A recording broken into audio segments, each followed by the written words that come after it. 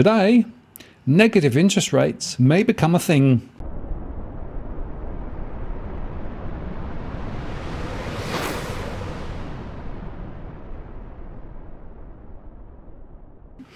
Hi again, it's Martin North from Digital Finance Analytics. Welcome to this post covering finance and property news with a distinctly Australian flavour. This is a bit of an emergency post insofar that the Australian Prudential Regulatory Authority, or APRA, has released for consultation its draft expectations concerning banks, ADIs, preparedness for zero and negative interest rates. Now, of course, some will be surprised by this, bearing in mind that the major banks have been talking rates up. And of course, the Reserve Bank of Australia has stated that a negative cash rate is highly unlikely in Australia.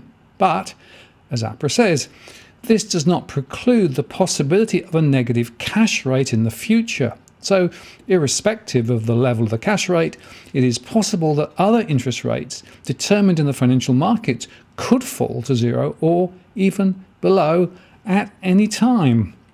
And so, back in December 2020, APRA wrote to all regulated entities regarding their preparedness for zero and negative interest rates and requested entities with material readiness issues to advise the nature of the issues and the timeframes for rectification and mitigation.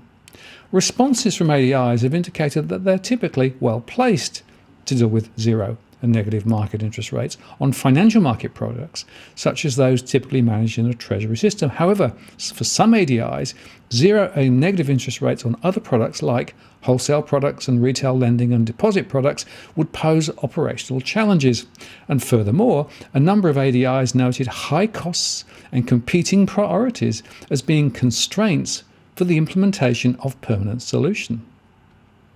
Now, what are the risks from zero and negative interest rates? Well, Prudential Standard CPS 220 risk management requires an ADI to maintain a risk management framework to manage material risks. As defined in CPS 220, material risks are those that could have a material impact, both financial and non-financial, on the ADI or on interests of depositors. APRA considers the risks arising from an ADI's lack of preparedness for zero and negative interest rates to be material, since they could have significant implications for an ADI's risk management, hedging, operational processes, contracts, product disclosures, IT and accounting systems, among other areas. Insufficient preparation for the possibility of zero and negative interest rates could therefore have a material adverse impact on an ADI, its customers and the markets in which it operates. So APRA has set out proposed expectations for ADI's preparedness for zero and negative interest rates.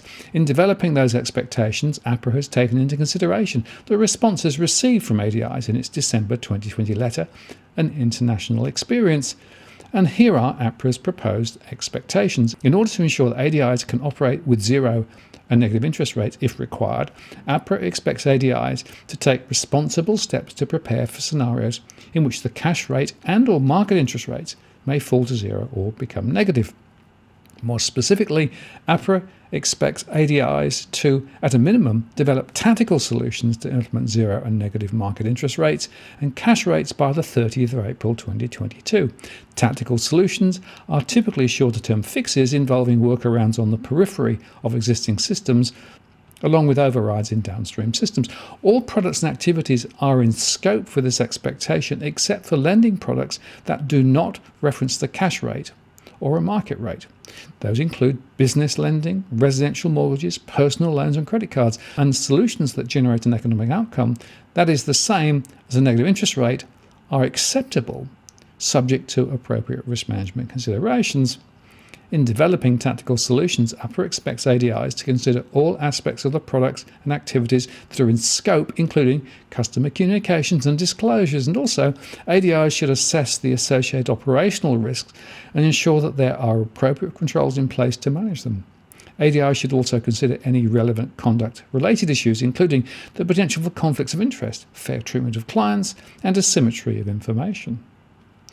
ADIs can comment and provide feedback on the expectations outlined in the letter that they sent to them by the 20th of August 2021 and copying their responsible supervisor. APRA intends to finalise its zero and negative interest rate expectations by the 31st of October 2021. Now, of course, on one hand, you could regard this as just a totally prudent thing to do. But on the other hand, this does cast now the shadow of negative interest rates. That could be at the wholesale rate, or it could even trickle down to some retail rates, as in some European countries. The point is, negative interest rates are a thing, or certainly could become a thing.